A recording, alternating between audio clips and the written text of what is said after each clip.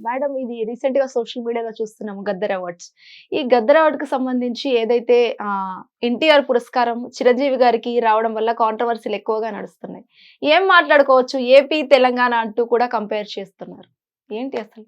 ఇప్పుడు ఎన్టీఆర్ గారి అవార్డు హ్మ్. చిరంజీవి గారికి ఇవ్వటం విషయంలో ఎటువంటి అభ్యంతరం లేదు. ఓకే. ఇవ్వచ్చు. ఆయన ఏం తక్కువ నటుడు కాదు చిరంజీవి. ఏ అవును. మాట కామాట. ఎన్టీఆర్ ఎట్లా అయితే కష్టపడి, ఏఎన్ఆర్, ఎన్టీఆర్ ఇద్దరు కూడా చాలా కష్టపడి, వాళ్ళకి ఫిలిం బ్యాక్గ్రౌండ్ లేకపోతే కూడా వాళ్ళు చాలా కష్టాలు పడి చాలా మంది ఉన్నారు. ఇట్లా ఫిలిం బ్యాక్గ్రౌండ్ లేకోకుండా వచ్చిన వాళ్ళు చాలా మంది ఉన్నారు. ఇప్పుడంటే పిల్లలు హీరోలు అవుతున్నారు కానీ ఒకప్పుడు ఇలా ఉండేది కాదు. వచ్చిన ప్రతి హీరో కూడా కష్టపడే, మోహన్ బాబు కావచ్చు, మురళీమోహన్ గారు కావచ్చు, ఇట్లా అందరూ కష్టపడే వచ్చారు. సరే, ఆయనకు అవార్డు ఇచ్చిన దాని విషయంలో ఏమాత్రం అభ్యంతరం లేదు. కాకపోతే అభ్యంతరం వల్ల ఎక్కడొచ్చిందంటే, పక్క రాష్ట్రం వాళ్ళు అని సంబోధించారు చిరంజీవి గారు. అక్కడ అభ్యంతరం. నిజానికి గద్దర్ అవార్డ్స్ అన్నీ కూడా చాలా బాగున్నాయి, మంచిగా ఇచ్చారు. అసలు ఇవాళ ఈ దేశంలో కుల వ్యవస్థ గురించి మనం ఎంత గొంతు చించుకుని బాధపడుతున్నాం కదా, ఆ కుల వ్యవస్థని ప్రశ్నించిన 3 సినిమాలకు అవార్డు వచ్చింది. రైట్. అది చాలా గొప్ప విషయం. అవును. గద్దర్ అవార్డ్స్ మంచిగా ఇచ్చారు అనిపించింది. అయితే మనకి ఎంత మంచిగా ఉంది అని అనుకున్నా కానీ ఎక్కడో ఒక చోట ఒక అపశృతి రావటం చాలా మామూలు విషయం అనమాట. ఆ అపశృతి ఏదైనా ఉంది అంటే కనుక చిరంజీవి గారు ఈ విధంగా మాట్లాడటం, ఆయన ఒక్కొక్కసారి ఈ విధంగానే స్పందిస్తూ ఉంటారు, ఇలాగే మాట్లాడుతుంటారు. గతంలో కూడా 4-5 సందర్భాల్లో ఆయన అలా మాట్లాడటం గురించి ఒక రకంగా అపాస్పాలయ్యారని చెప్పుకోవచ్చు. వారసుల విషయంలో కావచ్చు, లేకపోతే ఇంకోటి కావచ్చు. ఆయన కొంచెం అసంబద్ధంగాను, కాస్త ఏమంటాము, ఆచితూచి మాట్లాడకుండా కొంచెం ఒక పరిధి దాటి మాట్లాడేస్తుంటారు ఒక్కొక్కసారి. అంటే అశ్లీలంగా మాట్లాడతారని కాదు, కొంచెము సమర్థించుకోవాల్సి, అంటే కవరప్ చేసుకోవాల్సిన పరిస్థితులు వచ్చేటట్లుగా మాట్లాడతారు.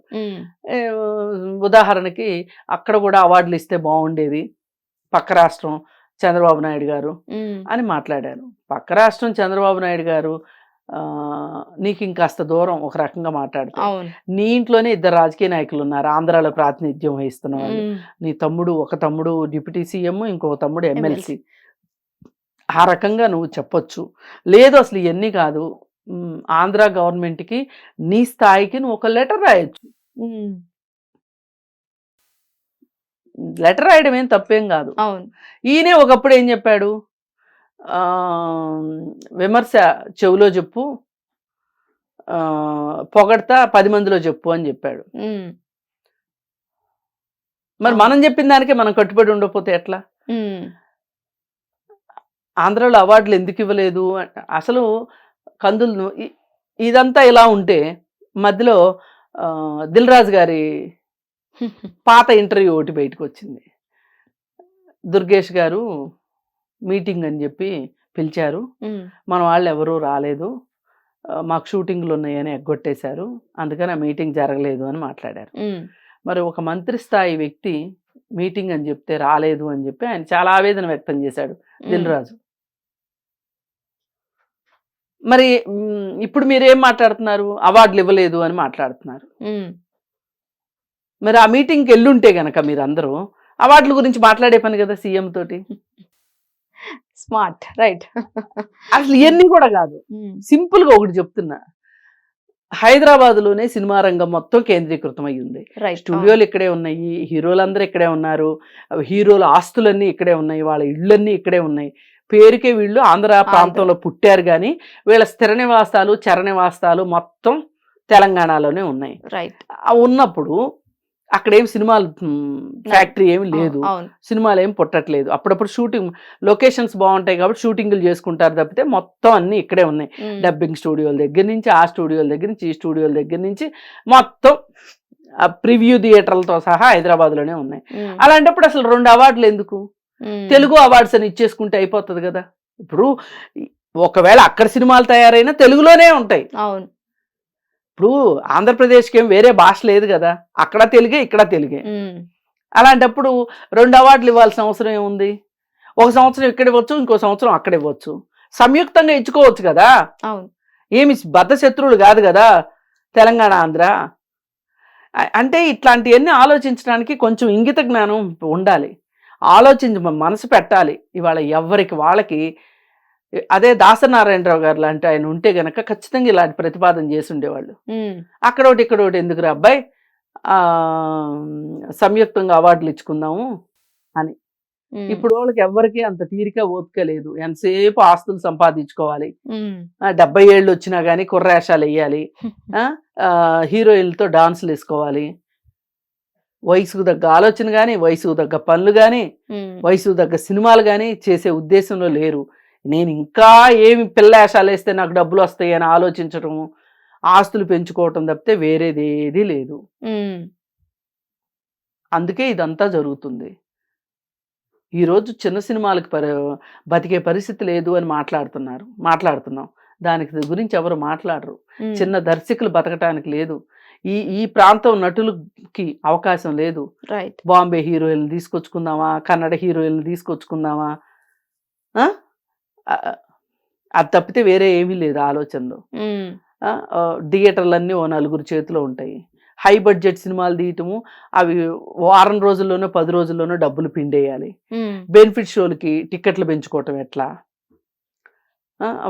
మొదటి 2 వారాల్లో టిక్కెట్ రేట్లు పెంచుకోవటం ఎట్లా, ఈ లాబీలకి ఉన్న తెలివితేటలు వేరే దానికి పనిచేయట్లేదు. ఈ లాబీలన్నీ దేనికి పనిచేస్తాయని? మీ వ్యక్తిగత ఆస్తులు పెంచుకుంటానికి పనికొస్తున్నాయి. అంతేగాని సినిమా రంగం బలపడటానికి కానీ, సినీ పరిశ్రమ బాగుంటానికి కానీ, కళామ తల్లి సేవకు కానీ ఏమన్నా పనికొస్తున్నాయి ఎట్లాంటివన్నీ?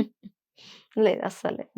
అందుకని అలాంటి దాని మీద ఏదైనా ఆలోచిస్తే మంచిది. చిరంజీవి గారు కావచ్చు, ఇంకోళ్ళు కావచ్చు, అంటే మీ అనలైజ్ ప్రకారం చెప్పండి, సినీ ఫీల్డ్ లో ఉందా అసలు ఆంధ్ర తెలంగాణ అనేది సెపరేట్ చేయడం ఏదైనా ఉందా సినీ ఫీల్డ్ లో? వీళ్ళ అవసరాల కోసం వీళ్ళు తీసుకొచ్చారు తలకాయ నొప్పి. వీళ్ళందరికీ ఆస్తులు ఉన్నాయి ఇక్కడ. ఈ ప్రభుత్వాన్ని పొగడాలి. ఇప్పుడు చంద్రబాబు నాయుడు గారిని పొగిడితే ఏమొస్తుంది? అవును. ఇప్పుడు ఇక్కడ ఉన్నాయి కదా ఆస్తులు కాపాడుకోవడం తప్పితే ఏమీ లేదు వీళ్ళకి. కాబట్టి రేవంత్ రెడ్డి గారిని ఎత్తుతున్నారు, అంతకంటే ఏమీ లేదు.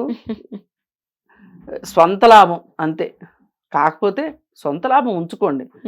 గురజాడి చెప్పినట్టు సొంత లాభం కొంత మానుకుని పొరుగువాడికి పాటు పడబోయని ఏదైతే అన్నారో అట్లాగే మీరు మీరు పుట్టిన ప్రాంతం కదా అది. ఇప్పుడు చిరంజీవి గారు అక్కడే పుట్టాడు, మురళీమోహన్ గారు అక్కడే పుట్టాడు, మోహన్ బాబు గారు అక్కడే పుట్టాడు, అందరూ అక్కడ పుట్టిన వాళ్ళే కదా. మరి మీరేం చేస్తున్నారు మీ ప్రాంతానికి చెప్పండి? గుండు సున్నా. అందుకని అట్లాంటి పనికొచ్చే పనులు ఏమన్నా మాట్లాడండి తప్పితే విమర్శించడానికి రయ్యమని ముందుకు రావాల్సిన అవసరం లేదు. Right, thank you so much madam, మంచి ఇన్ఫర్మేషన్ అయితే షేర్ చేసుకున్నారు. సో చూసారు కదా, ఇది ఇవాళ ఎపిసోడ్. మరో ఎపిసోడ్ తో మళ్ళీ ఉంటారు. అప్పటిదాకా కీప్ వాచింగ్ హిట్ టీవీ. నమస్తే. హిట్ టీవీ యాప్, ఇందులో short news, live news, entertainment shows, movies, digital magazines తో పాటు మీ జిల్లా వార్తలను కూడా ఫ్రీగా చూడొచ్చు. ఇంకెందుకు ఆలస్యం, వెంటనే హిట్ టీవీ యాప్ ని డౌన్లోడ్ చేసుకుని ఫ్రీగా ఎంటర్టైన్మెంట్ పొందండి. Hit TV app, hit TV app, please download hit TV app. Hit TV app ని ఫ్రీగా డౌన్లోడ్ చేసుకుని ఎంజాయ్ చేయండి. మీకు నచ్చిన ఎంటర్టైన్మెంట్ కోసం హిట్ టీవీ యాప్ ని ఫ్రీగా డౌన్లోడ్ చేసుకుని ఎంజాయ్ చేయండి. హిట్ టీవీ యాప్ ని డౌన్లోడ్ చేసుకుని ఆస్వాదించండి, ఆశీర్వదించండి. ఇంతమంది సెలబ్రిటీలు హిట్ టీవీ యాప్ ని డౌన్లోడ్ చేసుకోండి అని చెప్తున్నారంటే ఎంత మంచి యాప్ ఆలోచించండి. అమెరికా అమెరికా అమెరికా అమెరికాలో చదవాలనుకునే వాళ్ళకి విశ్వసనీయమైన పేరు మన శౌర్య కన్సల్టెన్సీ. UK లో 1 year masters, UK లో 1 year masters, 2 years work permit up to 5 years visa. Contact Saurya Consultancy. Contact 89851 89851.